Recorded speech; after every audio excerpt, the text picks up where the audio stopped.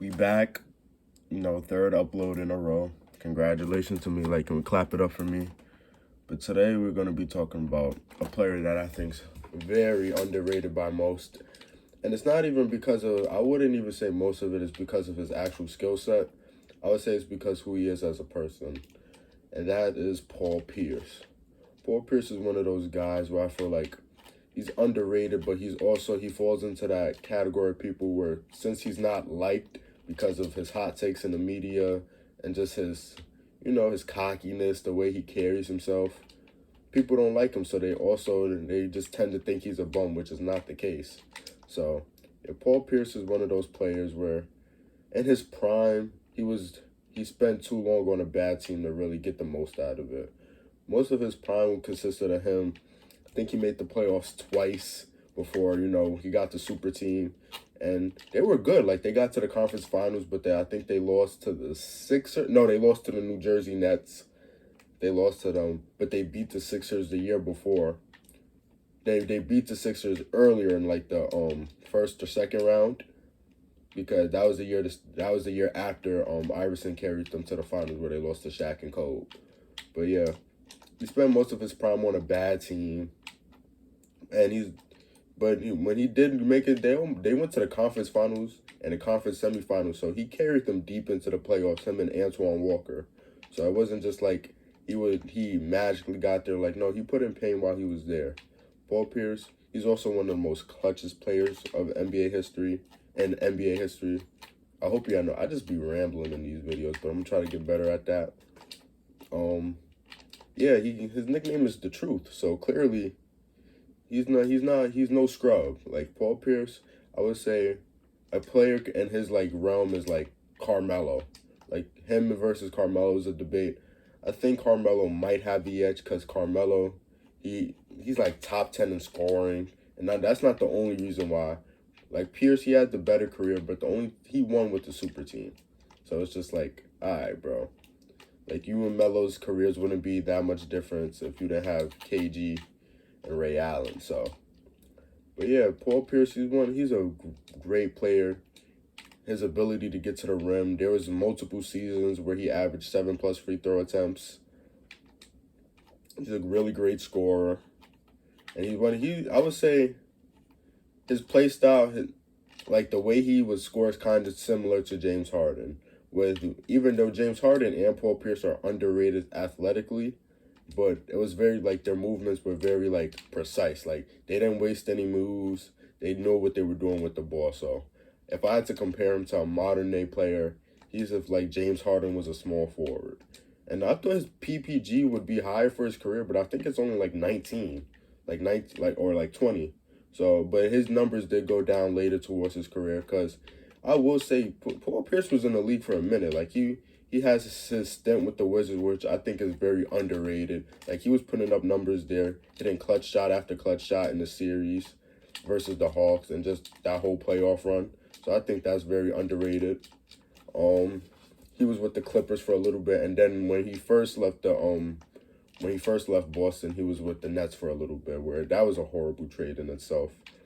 I would think it was him, Jason Terry, and KG they teamed up with Joe Johnson, and that's a fun fact. That's how the Celtics ended up getting Jaylen Brown and Jason Tatum with those picks that the Nets had switched them for. Yeah, so but Paul Pierce, he's very clutch. I think that's the best part about his game, that he's actually clutch. Like, he's a top 10 clutch player of all time without a doubt. Paul Pierce is clutch. Low-key more clutch than Larry Bird, but y'all not ready for that conversation.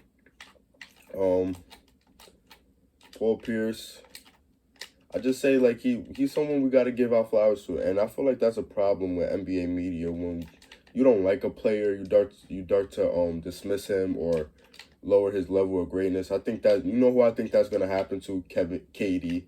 I think it already kind of happens to him, because people say his rings don't count, but I do think that we have to stop doing that, because players like Paul Pierce have debates about if he's better than this player, which it's a clear fact that he is. And I'm not talking about Dwayne Wade, because Paul Pierce, he's better. I mean, Dwayne Wade is better than Paul Pierce. he's a tier above Paul Pierce.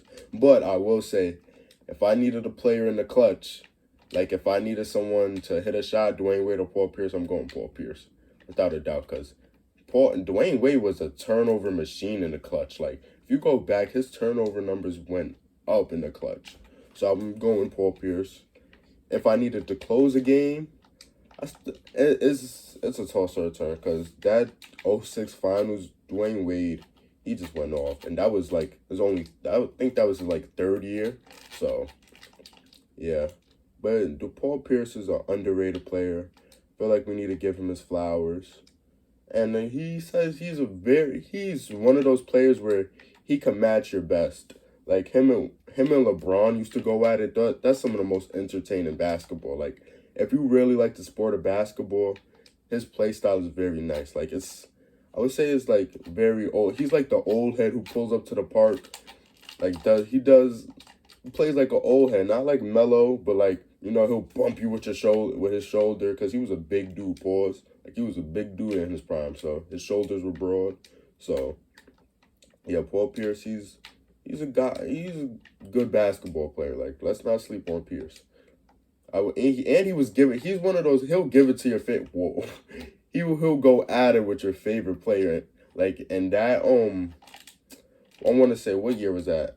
'08. Yeah, '08. He was frying Kobe. Like, Kobe, you're my guy, but he was getting cooked. Like, and Kobe was getting his too, but like Paul Pierce, he has this stigma around him that he was a bad defender. And early in his career, that was true. He wasn't the best defender, but I would say they were the best defense in the league when they got KG and Ray Allen. And KG played a big part of that. I think he was Defensive Player of the Year in '08. But Paul Pierce, he was locking up. Like, he was giving Kobe buckets, and even certain times he would go at it with LeBron. Even though I think when LeBron's last year in Cleveland for the first time, in that Game 7, LeBron, he was going at it with him.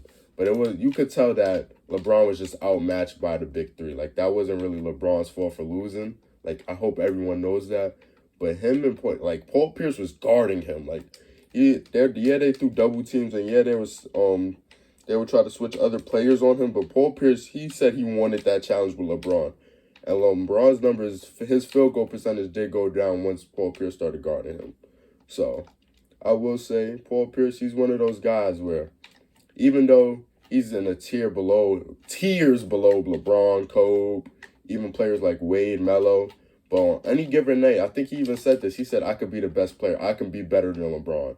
And that's a mentality, like, even though it sounds cocky and stuff, but that's the type of mentality you have to be if you want to be whatever ranking you have Paul Pierce at. He's definitely a top 75 player. We all know that. But if you have him, I don't know, top 50, top 20, whatever you have him ranked as, that's the type of mentality you have to have. And even though it comes off as cocky, Paul Pierce is a dog. So, but yeah, I just wanted to talk about how Pierce is underrated, especially when we talk about other players, especially players on the Boston Celtics, who I think are overrated. But yeah, Paul Pierce, he's one of those players where any given night he could be the best player on the floor. And let's just pay our respects to Paul Pierce.